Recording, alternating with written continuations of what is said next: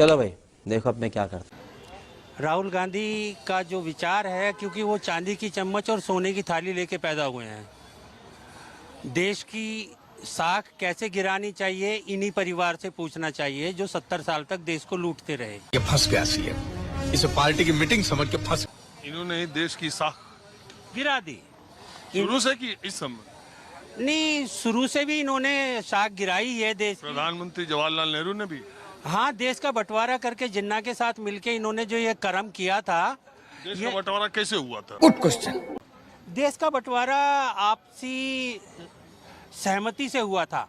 जिन्ना की और नेहरू की दोनों की सहमति थी। वो उसको पाकिस्तान चाहिए था, इनको इंडिया का प्रधानमंत्री बनना था।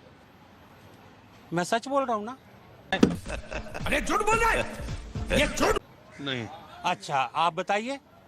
अब छोड़िए इतिहास का, हम कितना बताते चले। तो ये सब आपको कहाँ से पता चला? ये हमारी जनरल नॉलेज है। कहाँ से जनरल? हाँ, हमारे माता पिता ने बताया, हमारे दादा ने बताया। पुराने किले के अंदर हमारा गांव नंगली रजापुर था, जो 1933 में खाली हुआ। अंग्रेजों की किताब भी पढ़े हैं कि खाली सुन के? नहीं, किताब भी पढ़े हैं। उनकी हिस्ट्री सारी पढ़ी है हमने। कौन सी? कोई दो लेखक के नाम बताइए जो आपने विभाजन पर या भारत के स्वतंत्रता संग्राम पर या मॉडर्न हिस्ट्री पर कोई दो किताब पढ़ी हो। दो लेखक के नाम बताइए या एक ही के बता दीजिए। तो रुको जरा, सब्र करो। तो दोस्तों, जैसा कि आप लोग देख पा रहे हैं किस तरह से अंकल पंडित नेहरू के बारे में उल्टा सीधा बयान दे रहे हैं। फिर पत्रकार ने पूछा तुमको ये सब ज्ञान कहाँ से मिलती है, तो उसकी बोलती बंद हो गई। फिर पत्रकार ने ऐसा धोया कि वीडियो पूरा देखने लायक है, इसलिए वीडियो के लास्ट तक बने रहिए और वीडियो का पूरा मजा लीजिए। सर, मैंने अटल बिहारी वाजपेयी जी की जितनी भी बुक हैं वो सभी पढ़ी हैं। तो अटल जी की किताब का एक नाम बताइए।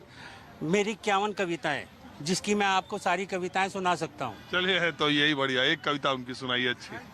आज के टाइम में जो राहुल गांधी हैं और विपक्ष है, कौरव कौन पांडव कौन, ये टेढ़ा सवाल है। चारों ओर फैलाया शकुनियों ने कूट जाल है। धर्मराज जो बनते हैं छोड़ी नहीं है अभी जुए की लत। हर पंचायत में पांचाली आज भी अपमानित है, पर बिना कृष्ण के आज महाभारत होना है। कोई भी राजा बने कांग्रेसियों में से, रंक को रोना ही रोना है।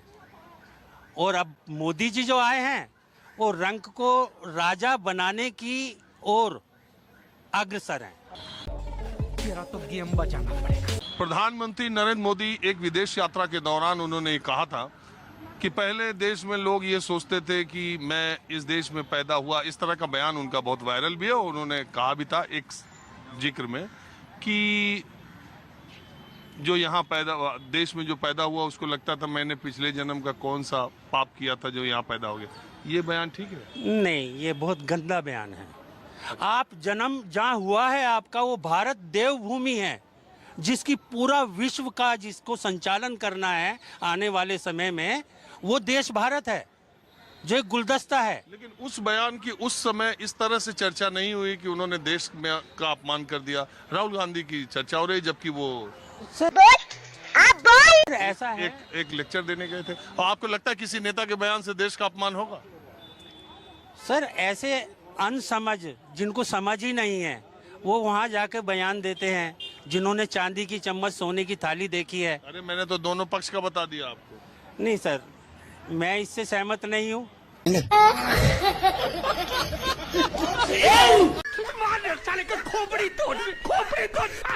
क्योंकि अभी जो साख बढ़ी है देश की, वो प्रधानमंत्री नरेंद्र मोदी जी की वजह से बढ़ी है। कौन है ये लोग? कहां से आते हैं? नहीं, अभी और सुनिए। दर्शन करने आए? हाँ जी, मैं हनुमान जी के दर्शन करने आया था। मैं बाहर रहता हूँ तो मैं जब भी आता हूँ, तो आज मंगलवार भी था तो मैंने कहा चलो हनुमान जी के दर्शन कर लेते हैं। कहाँ रहते हैं आप? मैं लंदन में रहता हूँ। वहाँ भी तो दर्शन चलता है? वहाँ भी बिल्कुल दर्शन होते हैं और वहाँ भी कोशिश रहती है कि हर मंगलवार हनुमान जी के दर्शन करके आएँ। तो क्या है, डंका बज रहा है कि नहीं? NRIs में तो डंका बज रहा है, पर वो क्योंकि मैं मजाक में बोलता हूँ, क्योंकि पाउंड और डॉलर के रेट बड़े बढ़ गए हैं तो उसके लिए NRI बहुत खुश है। ये तो धोती खोल रहा है। तो अगर आप 1 पाउंड भी भेजोगे तो 104 या 5 पाउंड रुपए मिलेगा यहाँ। तो उसके लिए डॉलर भी 85 के करीब हो गया है, तो एनआरआई बहुत खुश है। इसीलिए खुश है। मेरे को लगता है यही एक रीज़न है। यहाँ तो देश में कहते हैं पूरा वर्ल्ड में डंका बज रहा।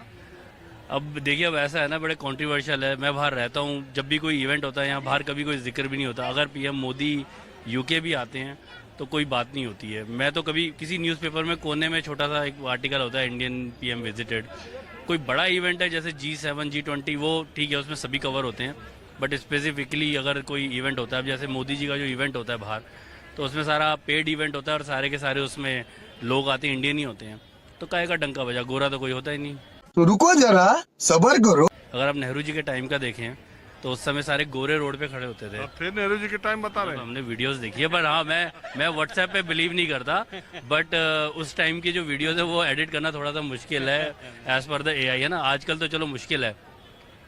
बहरहाल मैं लोगों से, राह चलते लोगों से बातचीत करता रहता हूँ, जी। बिल्कुल आम लोगों से। जी जी जी। और ये उठा ले रे देवा, उठा ले रे बाबा, मुझे अमीर को नहीं रे, ये दो गरीबों को उठा।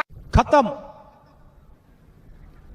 Bye bye, tata, goodbye, गया। तो दोस्तों, इन जैसे लोगों के लिए आपके मन में क्या विचार है कमेंट में जरूर बताइए, और लास्ट तक देखने के लिए बहुत बहुत धन्यवाद। आगे भी